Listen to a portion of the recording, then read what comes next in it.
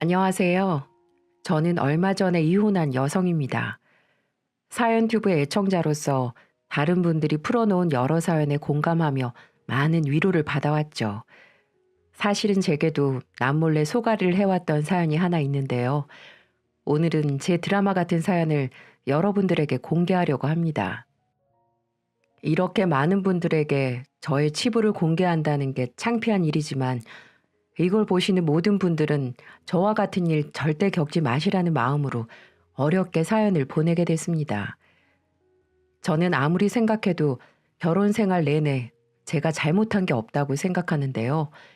여러분들은 어떻게 생각하시는지 정말 궁금합니다. 전 30살이 될 때까지 연애 한 번 하지 못한 숙맥이었어요. 그런데 남자가 없어서 연애를 하지 못한 게 아니고 제 인생을 남자한테 허비하는 것보다 제 미래를 위해서 쓰는 게 훨씬 더 가치 있다고 생각했기 때문이죠. 제 입으로 말하기가 좀 쑥스럽긴 한데 저 학교 다닐 때 나름 인기가 많았거든요.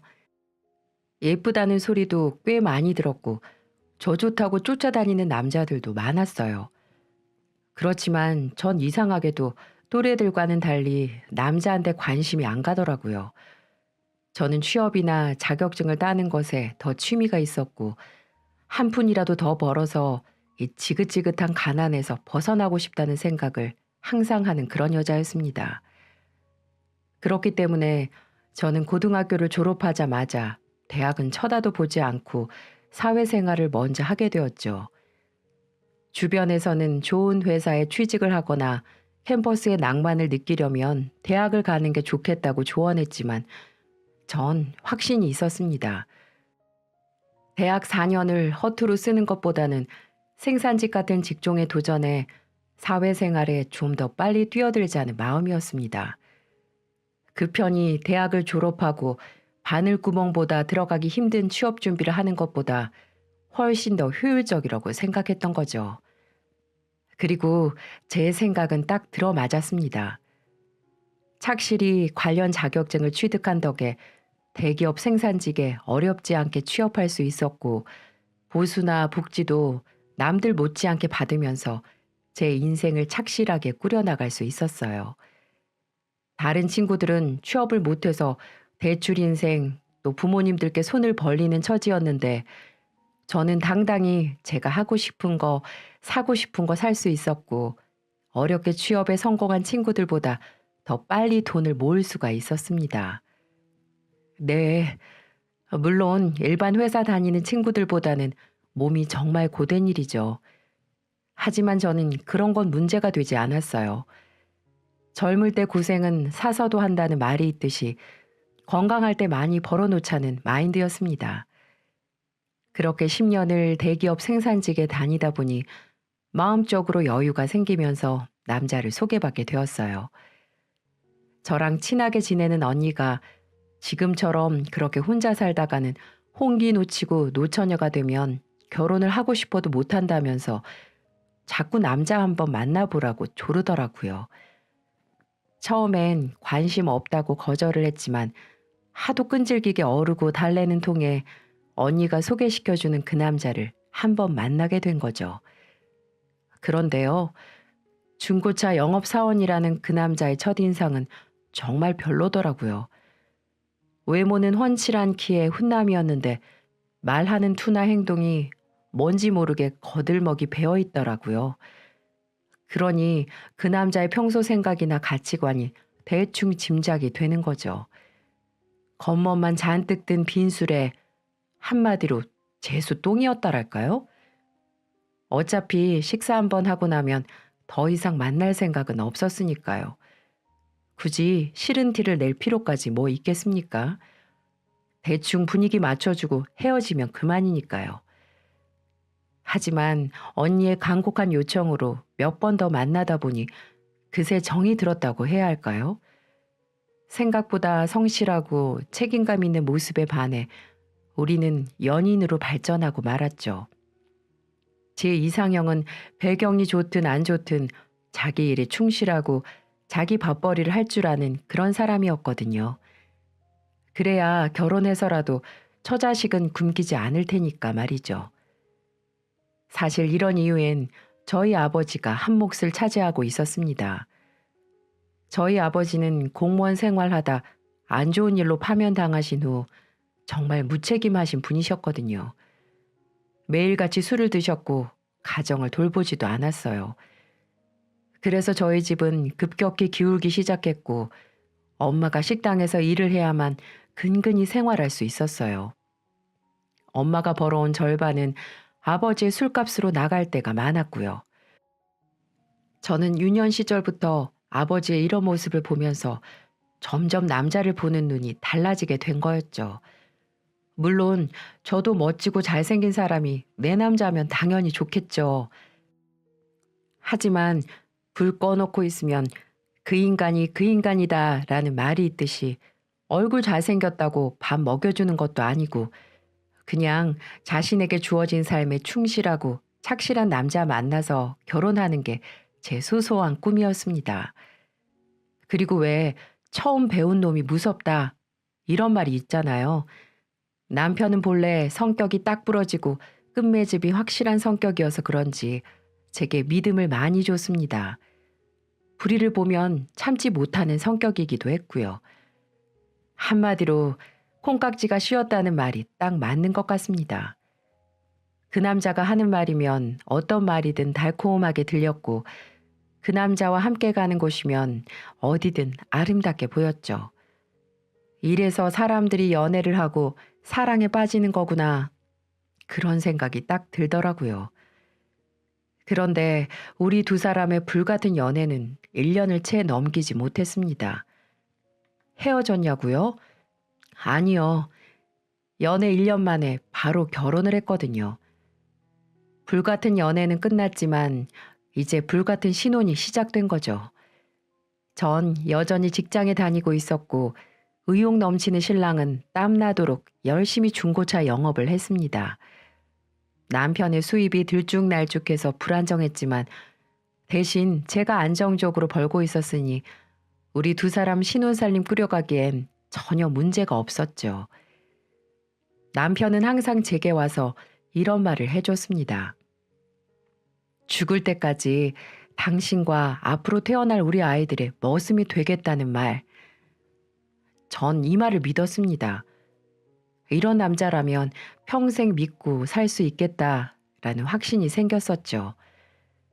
우리는 서로 사랑하고 있었고 수입도 모자라지 않았고 또 의지를 불태우는 남편의 미래도 밝았으니까 성공적인 가정을 꾸릴 수 있을 거라는 믿음도 있었어요. 하지만 저희 결혼 생활에 실금이 가기 시작한 건 전혀 생각지도 못한 곳에서부터 발생하게 됐습니다. 그건 바로 말로만 듣던 고부간의 갈등 때문이었는데요. 남편과 결혼을 마음먹은 후부터 시어머니와 좋은 관계를 유지하고 있었기 때문에 이런 문제가 생기리라고는 조금도 예상하지 못했죠. 신혼 초에도 인천에 있는 시댁을 자주 찾으며 며느리로서 본분을 지키며 친분을 잘 유지해 왔습니다. 어머님은 처음에는 정말 잘해주셨어요. 맛있는 음식도 자주 해주셨고 말씀도 참 예쁘게 해주셨어요. 그래서 전 저와 시어머니와의 관계가 틀어질 거라고는 생각하지 못했습니다. 그 발단은 자전거를 타다 넘어진 시어머니가 병원에 입원하면서부터 시작됐습니다. 평소에 자전거 타는 게 취미였던 어머니가 내리막길에서 중심을 잃고 크게 넘어지셨는데요. 다행히 헬멧을 쓰고 있었기 때문에 머리는 다치지 않았지만 한쪽 다리가 부러지고 말았습니다. 부득이하게 철심을 박아야 하는 수술을 진행하게 됐고 그 때문에 며칠 동안 병원에 입원을 해야 했죠. 전 수술이 끝난 직후 시어머니를 찾아갔습니다. 그런데 이상하게 절 보는 시어머니 표정이 영 좋지 않는 겁니다. 어머니, 저 왔어요. 몸은 좀 어떠세요? 어떻긴 뭐가 어때? 늙은이가 이러다 죽는 거지 뭐. 네? 그게 무슨 말씀이세요? 다리 부러졌다고 안 죽어요. 그래서 다리 부러진 시애미를 이제 찾아온 거냐? 죽을 병 아니니까 오기 싫었는데 억지로 온 거야? 네. 어머님도 참 무슨 말씀을 그렇게 하세요. 내 말이 틀렸니? 너니 시애미가 큰 사고를 당했으면 부랴부랴 들여다봐야지. 어쩜 수술이 끝날 때까지 코빼기도 안 보이니? 너네 공장 대기업이라서 충분히 휴가 쓸 수도 있잖아. 그런데도 수술하고 며칠 뒤에서야 찾아와? 정말 실망이구나. 내가 널 아끼는 것만큼 너는 날 그렇게 생각 안 한다는 거 이번에 제대로 알았다. 만약 사부인이 병원 신세를 졌다면 이렇게 홀대하진 않았을 거 아니냐. 내가 며느리 잘 둔 덕에 일당 10만 원짜리 간병인도 쓰고 아주 호강한다 호강해. 고맙다. 정말 고마워. 시어머니는 제가 곧바로 병원에 오지 않은 죄, 그리고 본인의 간병을 나서서 해주지 않았다는 것에 서운해 하신 거였어요. 그런데 이건 좀 아니지 않나요?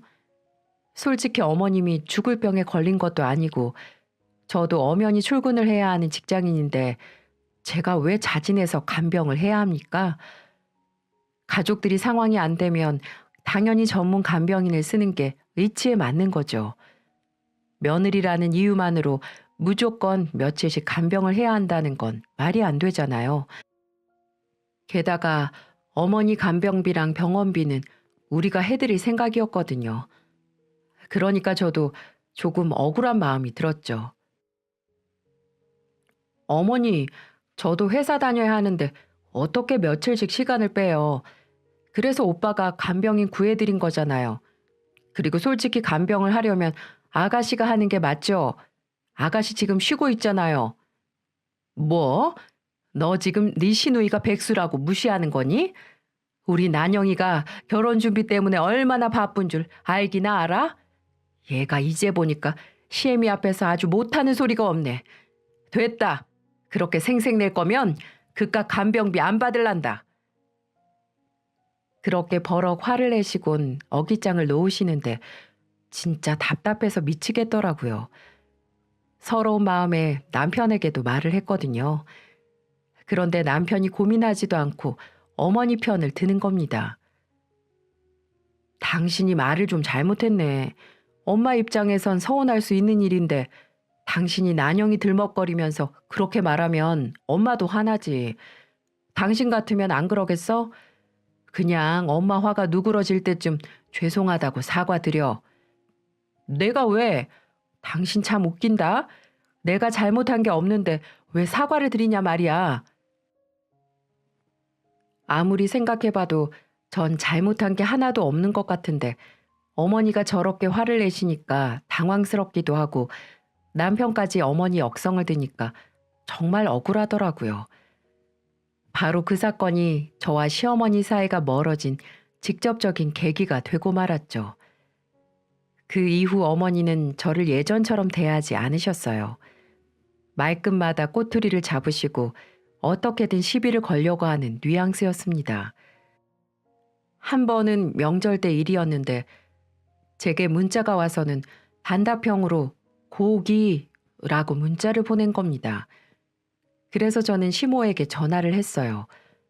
근데 어머니가 전화를 받지 않더라고요. 왜냐면 소고기를 사가야 되는지 삼겹살을 사가야 되는지 아니면 생선을 사가야 하는지 몰랐거든요. 근데 전화를 안 받으시길래 그중에서 가장 비싼 소고기를 사가지고 갔습니다. 그리고 시댁에 찾아갔어요. 어머니, 저 왔어요. 뭘 이렇게 벌써 많이 하셨어요? 네가 늦게 오는 바람에 내가 혼자 개고생했다. 됐고, 내가 너한테 뭘 바라겠냐. 내가 사오라고 한 건 사왔어? 네, 여기 소고기 사왔어요. 야, 누가 소고기 사오래? 나 소고기 안 먹는 거 모르니? 네 남편이 나 소고기 알레르기 있는 거 말 안 했어?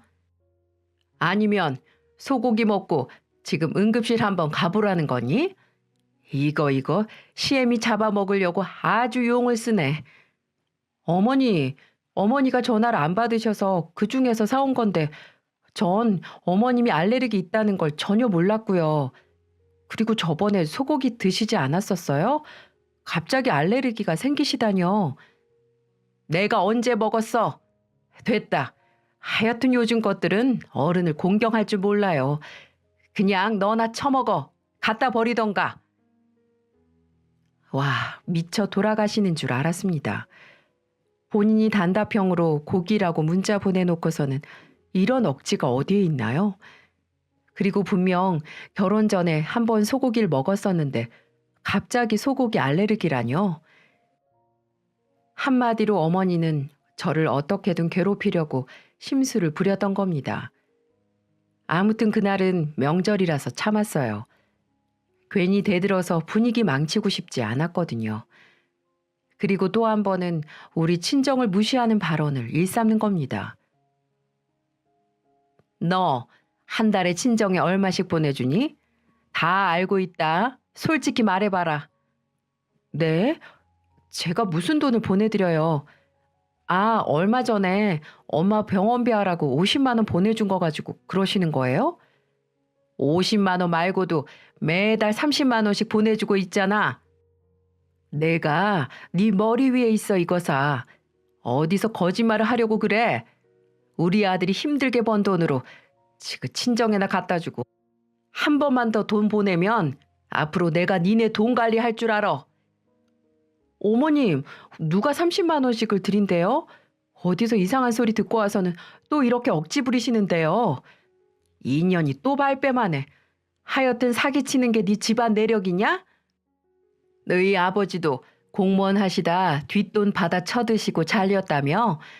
지 애비나 딸이나 똑같지 뭐. 그 피가 어디 가겠어? 말씀 지나치신 거 아니에요? 어서 사과하세요. 내가 왜?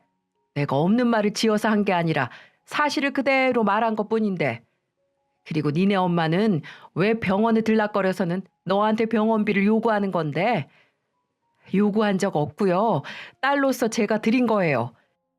그리고 한 번만 더 저희 집에 대해서 입방아 올리면 저 가만히 안 있을 겁니다. 분명 말씀드렸어요. 아시겠어요? 시모는 제게 친정에 몰래 돈을 빼돌리냐며 저를 추궁까지 하기 시작하더군요. 말 그대로 심증은 있지만 물증이 없으니 저를 그냥 떠본 거였습니다. 그러면서 저희 부모님을 무시하기 시작하는데 도저히 가만히 있지 못하겠더라고요. 그래서 한 번만 더 그런 말을 하면 감당 안 될 거라고 선언을 해버렸죠. 그렇게 우리는 점점 사이가 멀어지게 됐습니다. 연락도 보기도 싫었어요. 그렇게 어색한 몇 달이 흘렀고 예정돼 있던 아가씨의 결혼식 날이 다가왔습니다. 그간 시어머니와 연락을 끊고 지낸 건 아니지만 확실히 예전보다는 서먹서먹한 상태였어요. 정말 얼굴 보기가 힘들더라고요. 그래도 가족의 일원이니 참석할 수밖에 없었습니다. 그렇게 저는 애써 억지 웃음을 지으며 시누이 결혼식에 참석을 하게 되었죠. 역시나 어머님은 결혼식 내내 제게 곱지 않은 눈빛을 보내는데 정말 불편해서 죽을 맛이었습니다. 어떻게 시누이 결혼식에서 제 얼굴을 더 많이 쳐다보시는지 눈에서 레이저가 나오는 줄 알았네요. 그런데 결혼식이 모두 끝나고 시댁에 가서 이런저런 마무리를 하고 있는데 축의금을 세던 어머니가 빽 하고 소리를 지르는 겁니다. 200만 원? 예, 너 축의금을 200만 원 한 거니? 네? 왜요? 혹시 너무 적다고 생각하세요? 그럼 200만 원이 적지, 맞니? 넌 어떻게 시누이 결혼식에 고작 200만 원 줄 생각을 했니? 내 친구들 보니까 며느리들이 500씩도 넣고 그러던데 넌 대기업 다닌다는 애가 진짜 짜다 짜. 얼마나 지 시엠이랑 내 딸을 무시했으면 그러겠어? 요즘 세상에 돈 200, 걔 사료값도 안 된다. 지금 우리 애가 걔보다 못하다는 거니? 어머니, 무슨 말씀을 그렇게 하세요? 돈 200도 저희 상황에 맞게 드린 거고요. 따로 TV도 사다 드렸잖아요. 정말 언제까지 이렇게 시비를 거실 건데요? 어머니만 보면 제가 숨 막혀서 미칠 것 같다고요. 저희 넘치게 사는 거 아니잖아요. 요새 오빠도 경기가 어려워서 일이 만만치 않아요. 그래도 오빠랑 상의해서 그 정도라도 한 거라고요. 뭐라고? 어머 어머, 얘 말하는 것 좀 봐라. 그러니까 네 변변치 않은 아들놈이랑 결혼해서 내가 다 먹여 살리고 있는데 왜 시애미가 이런 걸로 잔소리하냐 이거지? 그리고 말이야 바른 말이지. 우리 아들이 제 동생 결혼하는데 200만 원만 내놓고 싶었겠니? 이게 다 네 눈치가 보이니까 그러는 거 아니야. 그깟 공장 좀 다닌다고 하도 위세를 떠니까 네 남편이 기도 못 펴고 일도 잘 안 되는 거 아니냐고. 네? 제가 언제 그렇게 말했어요? 200만 원도 성의껏 내놓은 거라고 말씀을 드리는 거죠. 그리고 제가 언제 오빠 길을 죽였다고 그러세요? 어디서 따박따박 말댔구야?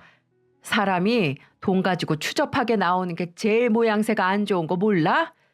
됐고, 지금 가서 300만 원 더 찾아와. 500만 원 맞춰. 그렇게는 못하겠는데요? 정 부족하다 생각하시면 어머님이 주시던가요. 왜 이렇게 며느리를 못 잡아서 안달인지 모르겠네요.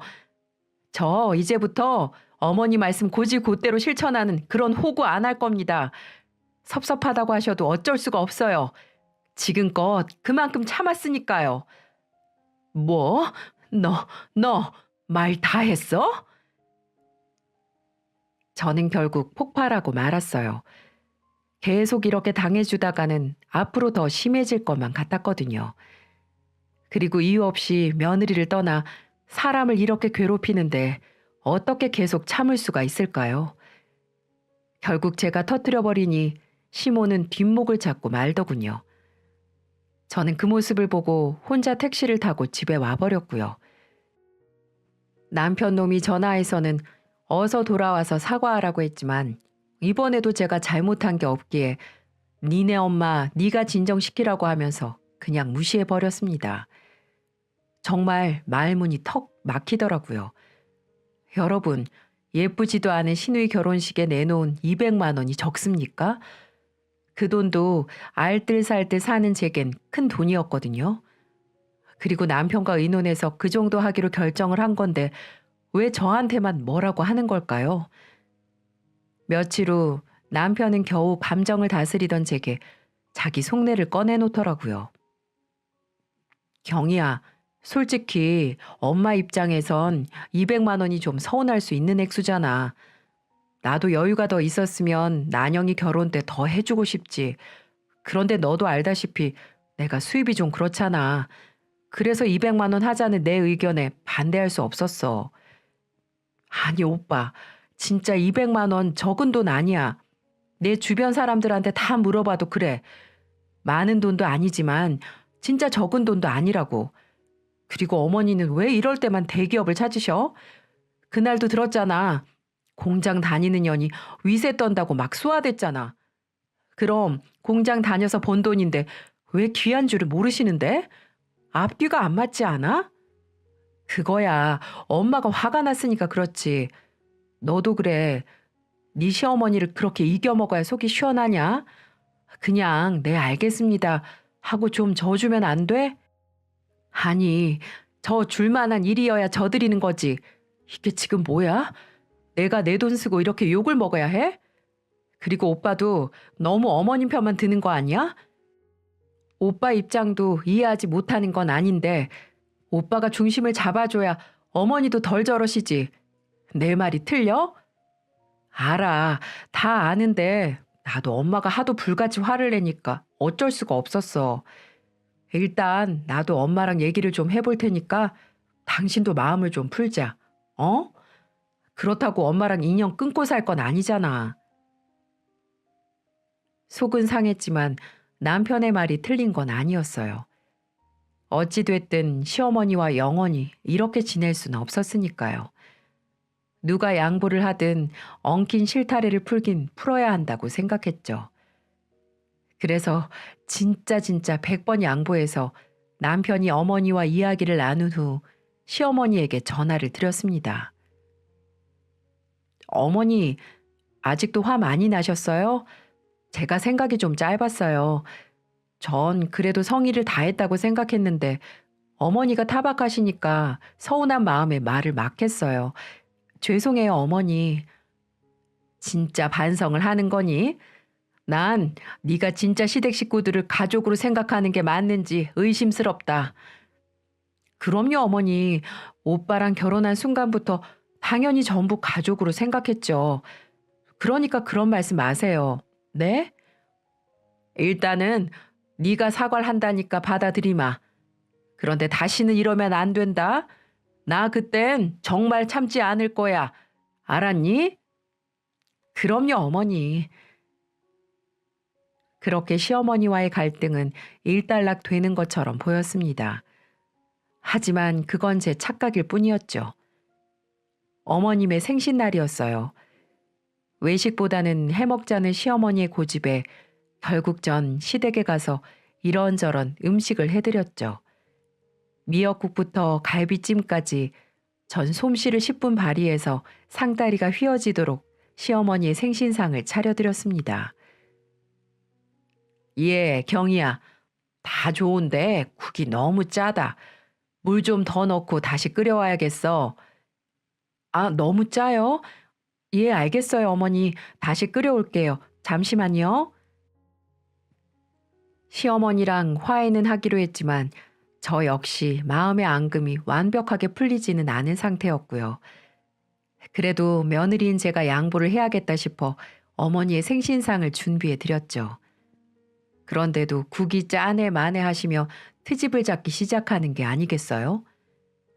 시어머니 생일이라고 시누이며 아주버니며 모두 화기애애한데 저만 주방에서 정신없이 바쁘고 거기에다 음식 지적까지 당하니까 또 슬슬 올라오기 시작하더라고요. 그런데 그 순간 결국 대사건이 터지게 되었습니다. 문제의 발단은 시누이 손에서 일어나게 되었죠. 저도 정말 예상치 못한 돌발 상황이었습니다. 어머, 올케 언니, 핸드폰 새로 바꿨나 봐요? 네, 액정이 깨지는 바람에 2달 전에 바꿨어요. 이리 줘봐요. 와, 디자인 진짜 예쁘네. 이거 기능이 뭐뭐가 있어요? 나도 바꾸고 싶다. 어? 근데 이건 뭐예요? 백여시? 시애미? 어머, 이거 지금 우리 엄마 연락처를 이렇게 저장해 놓은 거예요? 어머머 세상에. 엄마, 봐봐. 올케 언니가 엄마를 이렇게 저장해 놨었네. 와, 그렇게 안 봤는데 참 무서운 올케였네. 아니, 그게... 네, 맞습니다. 시모랑 한창 싸우고 냉전일 때 어머니라고 부르고 싶지도 않아서 백여시라고 휴대폰에 저장해 놨었는데 그걸 그만 들켜버리고 만 거였어요. 정말 난처하더군요. 설마 시누이가 제 휴대폰을 볼 거라고는 생각을 못 했었는데 정말 식은땀이 나고 죽는 줄 알았습니다. 정신이 없는 바람에 시누이에게 구경하라고 비번을 풀어준 게 문제였어요. 정말 깜빡 잊고 있었거든요. 어머, 어머, 진짜 미쳤나 봐. 어떤 며느리가 시어머니를 백여시, 시애미 이렇게 저장해놔요? 올케 언니 진짜 정신 나간 거 아니에요? 아니요. 그게 아니라 아니긴 뭐가 아니에요. 이렇게 딱 저장돼 있는데 시누이가 물 만났다는 듯이 호들갑을 떠는 바람에 분위기는 더 냉랭해져 버렸습니다. 얼굴이 불그락 푸르락해진 시어머니가 제 핸드폰을 빼앗듯이 확인을 하더니 제 핸드폰을 내던져 버리더군요. 그래, 네가 평소에 얼마나 이 시애미를 개떡같이 생각했으면 내 이름을 이렇게 저장해 뒀겠냐?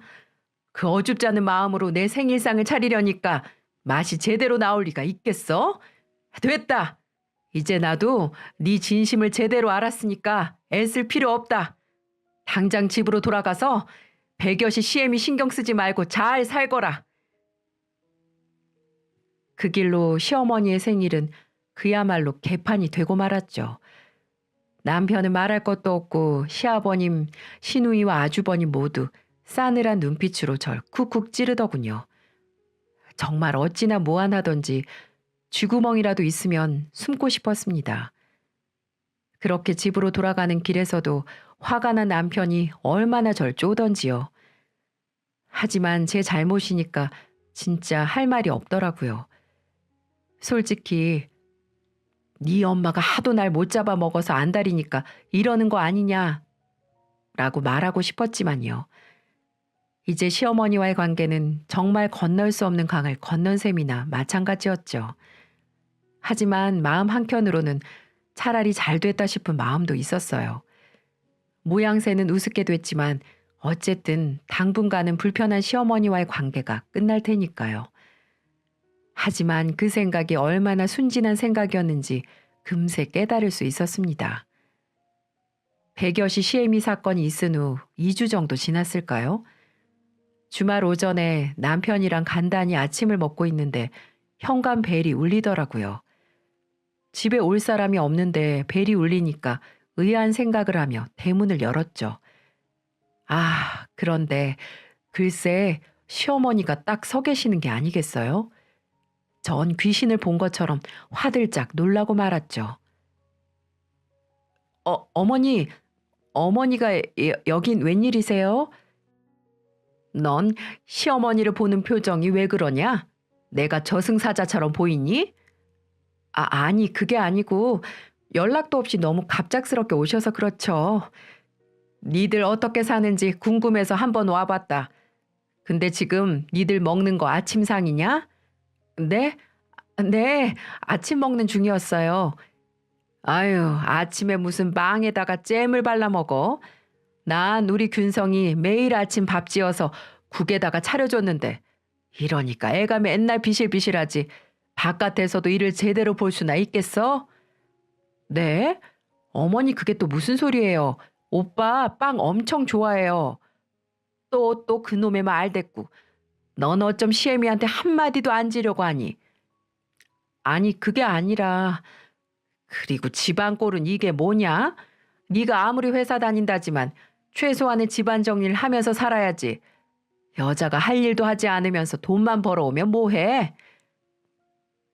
이제 보니까 왜 시어머니가 굳이 주말 아침에 방문을 하신 건지 알겠더라고요. 시어머니는 백여시 시애미 사건으로 앙심을 품고 있었던 겁니다. 그래서 진짜 시집살이가 뭔지 손수 보여주고 싶었던 거였을 거예요. 못된 며느리 버르장 머리를 단단히 고쳐줘야겠다는 심보로 직접 원정까지 나오신 거였죠. 거기까지 제 생각이 미치니까 저도 부글부글 끓더라고요.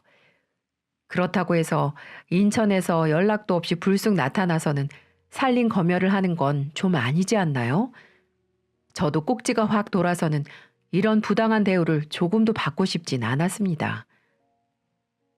어머니, 이러시려고 저희 집에 오신 거예요? 이게 저희 사는 모습 보시는 거예요?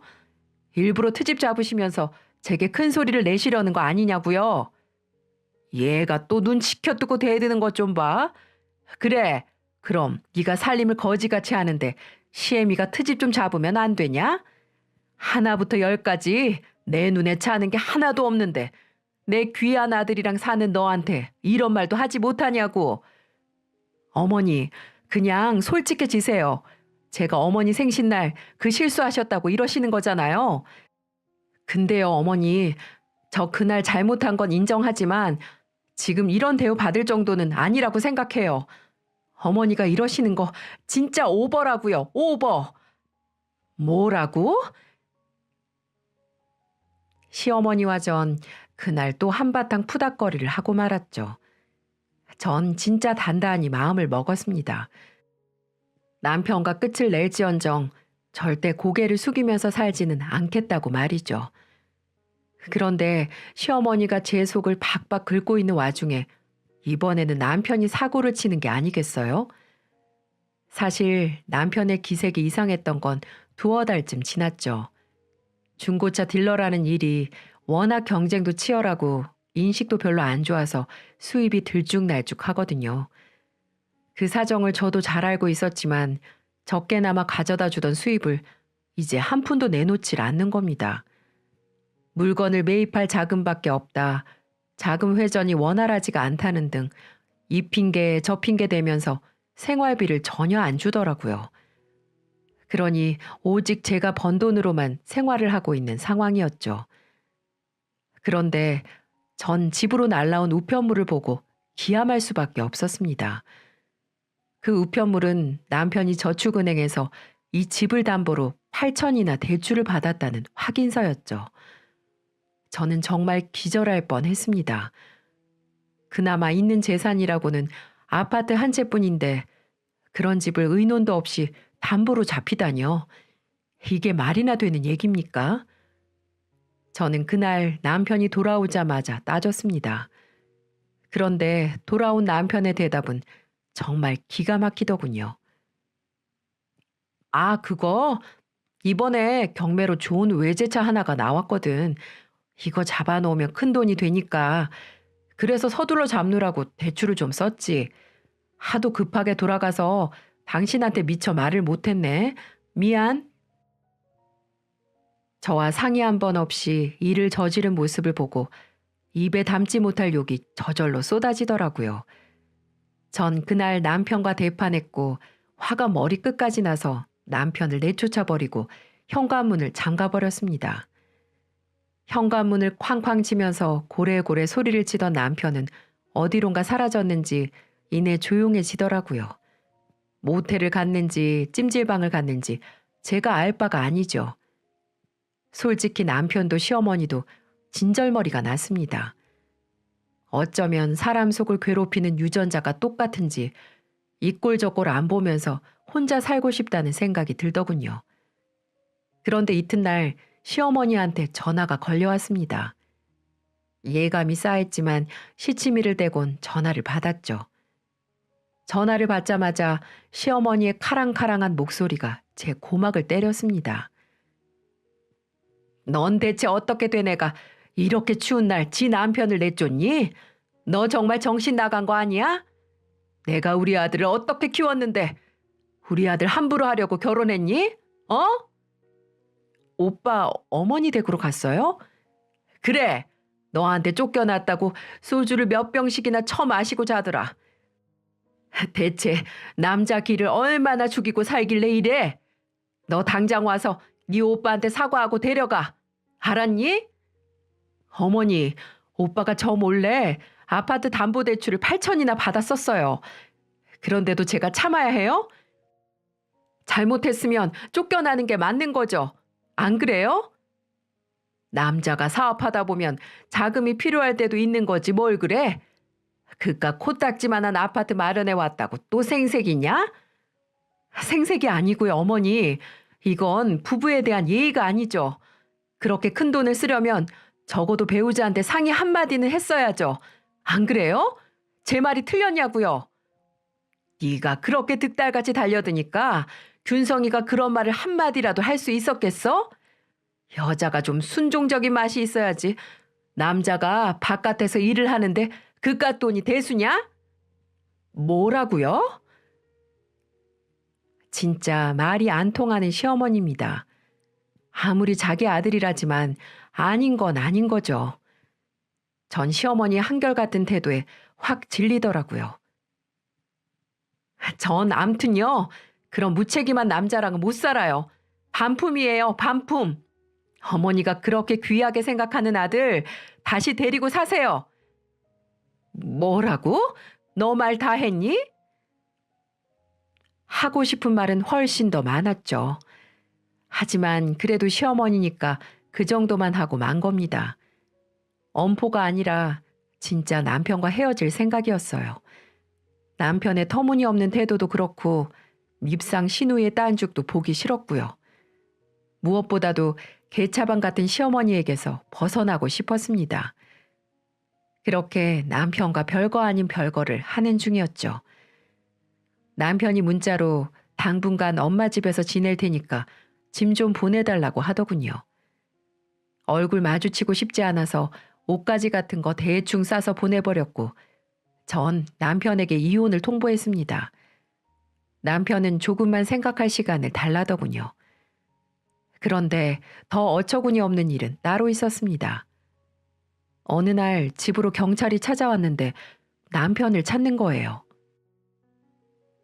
박균성 씨 어디 계신지 알고 계시죠? 솔직히 말씀해 주셔야 돼요. 남편분이 허위 매물건으로 걸린 사건 접수가 벌써 7건이에요. 조사받으러 나오셔야 하는데 이렇게 피한다고 해서 해결될 문제가 아닙니다. 중고차 허위 매물은 사기죄예요. 그리고 피해자분들한테 중고차 대금 받고 중간에서 가로채서 차도 넘겨주지 않은 건이 4건이나 됩니다. 아내분이 잘 설득하셔서 자수하라고 말씀 좀 전해주세요. 경찰의 설명을 들으니까 진짜 기가 막히더군요. 허위 매물에 대해선 잘 모르지만 어쨌든 남편은 법을 상습적으로 위반을 했고 그것과 관련돼서 고발건도 여러 건이라는 겁니다. 그리고 중고차 대금을 중간에서 가로채 2억 7천 정도 피해를 줬다고 하더군요. 대출건 말고도 저 모르게 이런저런 사고를 친 모양이었습니다. 한마디로 남편은 욕심을 부리다 결국 사기꾼이 되고 만 거였어요. 그리고 한 이틀쯤 지났을까요? 시어머니한테 연락이 오더라고요. 전 당연히 받지 않았습니다. 무슨 말을 할지 대충 짐작이 갔거든요. 그런데 시어머니는 퇴근을 하고 돌아온 저를 현관 앞에서 기다리고 계시는 겁니다. 여긴 무슨 일이세요? 넌 왜 이렇게 연락을 안 받니? 정말 균성이랑 이혼할 셈이냐? 네, 제가 말씀드렸잖아요. 저런 남자랑 살고 싶지 않다고요. 알았다. 일단 알았으니까 집에 들어가서 얘기 좀 하자. 난 물 한 잔만 다오. 너한테 기니 할 말도 있고. 썩 내키진 않았지만 서로 정리를 할 건 정리를 해야 하니까요. 전 어머니를 집으로 데리고 들어갔죠. 내온 물을 벌컥벌컥 들이킨 시어머니는 정말 황당무계한 말을 하더라고요. 너도 균성이가 사기죄로 조사받는 거 알고 있지? 아무래도 피해자랑 합의를 하지 않으면 징역을 가야 할 것 같아. 아무리 미운 남편이지만 남편이 감옥 가는 걸 어떻게 내버려 두겠냐. 며느라가 우리가 지금은 서로 오해가 쌓여 있지만 우선 균성이 일부터 해결해야 되지 않겠니? 내가 경찰이랑 피해자 말을 좀 들어보니까 피해액이 전부 합치니까 3억에서 4억 정도 되는 것 같더라. 우선 이 아파트를 좀 처분해서 어떻게든 균성이부터 빼내자. 네? 그걸 왜 제가 해야 해요? 어머니가 귀하게 여기는 아들이니까 어머니가 하시면 되겠네요. 내가 그런 큰 돈이 어딨어. 그나마 네 시아버지랑 깔고 있는 집까지 건드리면 길바닥에 나 앉아야 하는데 네 남편이잖니. 네 남편이니까 네가 해결을 해야지. 어머니, 저 그 남자랑 헤어진다니까요? 그리고 그 사람 저 몰래 이 아파트 담보로 대출받은 거 모르세요? 저한테도 사기친 놈한테 제가 왜 도와줘야 되는 건데요? 정말 네 남편 콩밥 먹는 꼴 볼 생각이니? 누가 남편이에요? 이혼한다니까요. 어머니야말로 무식한 말씀 하시는 거 아니에요? 뭐라고? 무시? 인연이 정말 지금 또 나 무시하는 거니? 그러더니 갑자기 집에 있는 물건들을 마구 던지는 게 아니겠어요? 장식장이며 TV며 온갖 물건을 집어 던지는데 집안은 순식간에 아수라장으로 변하고 말았죠. 제가 경찰에 신고를 하니까 이젠 제 머리채까지 잡으며 난리를 피웠습니다. 시어머니의 난동은 경찰이 올 때까지도 계속됐죠. 아, 야, 이거 놓으세요. 머리 다 뽑힌다고요. 어디 고졸밖에 안 되는 년이 누구 보고 무식하다고 지랄이야, 지랄이? 머리가 나쁘면 대학 나온 남편한테 순종하면서 쥐 죽은 듯이 살 것이지. 뭐가 그렇게 잘났다고 나대는 거야? 그럼 중학교도 못 마친 어머니가 그 잘난 아들 계속 순종적으로 모시면서 사세요. 네? 뭐야? 너 내가 중학교 중퇴라는 건 또 어떻게 알았니? 그렇게 귀한 아들분께서 어머니가 공부를 더럽게 못해서 그만두고 평생 밭일하면서 사셨다고 말씀해 주셨네요. 이게 정말? 시어머니와의 드자비질은 결국 경찰의 만류로 겨우 끝이 났고요. 전 그런 시어머니를 상대로 폭력과 기물파손으로 고소를 했습니다. 그리고 몇 달 후 전 남편과 합의 이혼을 진행했습니다. 제가 잘못한 게 없으니 모든 걸 제 앞으로 가져올 수 있었고, 애가 없으니 이혼하는 게 그리 어렵지는 않았어요. 전 남편은 결국 현재 사기 죄목으로 2년 실형을 받고 복역 중에 있습니다. 결국 피해자들과 합의를 보지 못해서 벌을 더 무겁게 받게 된 것이었죠. 알고 보니 전 남편 놈은 카드 돌려막기처럼 사기친 돈을 돌려 까고 있었더라고요. 그리고 주식에도 많은 돈을 투자했었나 봅니다. 결국 시누이도 시어머니도 남편에게 합의를 위한 실질적 도움을 주지 못했습니다. 아니 못한 건지 외면한 건지는 저도 확실치 않고요. 저한테 그렇게 아파트 팔아 합의 봐달라고 하더니 본인 집은 팔기 싫었었나 봅니다. 가끔 시어머니한테서 문자가 한 통씩 날아오곤 하거든요. 내용은 대충 이렇습니다. 그래도 네 전 남편이었는데 면회 한번 가봐라. 가서 얼마라도 영치금도 넣어줘라. 지금 많이 후회하고 네가 많이 생각나나 보더라. 라고 장문의 문자 메시지를 보내는 게 아니겠어요? 그냥 기분 나쁘라고? 네 아들이니까 네가 처리해. 라고 답장을 보내주고 곧바로 연락처를 차단해 버렸습니다. 어떻게 저렇게 사람이 뻔뻔하게 나올 수가 있는지, 이혼한 전 며느리한테 영치금을 넣어달라는 소리가 사람이 할 소리인가요? 시어머니는 아직도 제가 남편에게 미련이라도 남은 줄 아는가 봅니다. 제 사연을 알고 있는 지인들은 정말 잘 헤어졌다고들 합니다. 그런데 또 어른들 중 일부는 제가 좀 지나쳤다는 말씀도 간혹 하시고요. 그렇지만 제 행동에 후회는 하지 않아요. 이제 그런 남자와 전 시댁에게는 단 한 톨의 애정도 남아있지 않습니다. 비상식적인 시어머니에게도 마찬가지고요. 그냥 과거에 살았던 정이 있으니 반성하고 잘 살길 바랄 뿐이네요. 요즘 저는 태권도를 다니고 있어요. 왜냐고요? 전 남편 놈이 와서 해코지라도 할까봐 미리미리 준비하는 거죠. 제 몸은 제가 지켜야 되니까 말이죠. 혹시라도 와서 저를 괴롭히면 돌려차기라도 해버릴 생각입니다. 더 이상 당하고만은 살지 않을 거예요. 이걸 보시는 시청자분들은 끊고 맺음은 확실히 하셔서 저와 같은 일 겪지 않으셨으면 하는 바람으로 긴 사연을 보내게 됐네요. 비록 이혼녀 꼬리표는 달게 됐지만 앞으로 저 열심히 살라고 여러분이 응원해 주시면 정말 감사하겠습니다. 저도 열심히 응원해 드리겠습니다. 제 사연은 여기까지예요. 다들 건강하시고 따뜻한 봄날 잘 보내시길 바랍니다. 감사합니다.